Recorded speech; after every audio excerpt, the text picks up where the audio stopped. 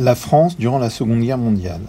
L'invasion de la Pologne par les troupes allemandes le 1er septembre 1939 conduit Français et Britanniques à entrer en guerre contre le Troisième Reich. Commence alors à l'ouest une drôle de guerre où chacun reste derrière des fortifications et s'enterre. En mai 1940, les Allemands passent à l'attaque et percent le front français dans les Ardennes à l'aide des chars et des avions. Les mois de mai et juin 40 sont marqués par la débâcle et l'exode des populations. Deux voix se dégagent alors, celle du maréchal Pétain le 17 juin 1940 qui appelle à la signature d'un armistice et celle du général de Gaulle le 18 juin qui appelle à la résistance. Le 10 juillet 1940, les députés et sénateurs donnent les pleins pouvoirs au maréchal Pétain et mettent ainsi à bas la République. Le maréchal Pétain et ses partisans mettent en place un régime particulier à Vichy qui se caractérise par une volonté de révolution nationale et de collaboration avec l'Allemagne.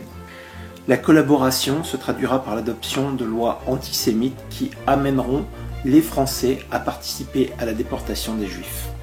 Mais certains Français font le choix de résister à l'occupant nazi. Initiée à Londres par l'appel du général de Gaulle le 18 juin 1940, la résistance est unifiée sous l'égide de Jean Moulin à partir de 1943. Les différents mouvements de résistance se retrouvent au sein du Conseil national de la résistance qui amène un programme pour une nouvelle république. En 1944, un décret du général de Gaulle, président du gouvernement provisoire de la République française, confère le droit de vote aux femmes. Le GPRF met également en place la sécurité sociale.